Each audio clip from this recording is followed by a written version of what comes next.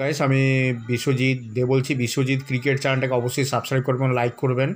তো আজকে যে ভিডিওটা বানাচ্ছি সেটা হচ্ছে ইন্ডিয়ার, ঠিক আছে, মানে সরি কেকেআর টিমের যে মিডল অর্ডার যে ব্যাটসম্যান রয়েছে, ঠিক আছে, 2, 3, 4, ঠিক আছে, এই নম্বরের জন্য দুজন সব থেকে বেস্ট প্লেয়ার হতে পারতো রিকি ভুই আর বাবা Indrajit. Indian player, domestic player, খুব ভালো প্লেয়ার, রাইট হ্যান্ডেড ব্যাটসম্যান, এরা পাওয়ার হিটার, বড় বড় পাওয়ার হিটার, রিকি ভুই আর বাবা ইন্দ্রজিৎ, ঠিক আছে। এদের থেকে বড় প্লেয়ার নেই ডোমেস্টিক টুর্নামেন্টে, ঠিক আছে। ডোমেস্টিক টুর্নামেন্ট আমাদের যেগুলো হয়, বিজয় হাজারে ট্রফি, রঞ্জি ট্রফি, এই বিভিন্ন রকম টুর্নামেন্ট হয়, ঠিক আছে। তার মধ্যে বেস্ট রিকি ভুই আর হচ্ছে বাবা ইন্দ্রজিৎ, ঠিক আছে।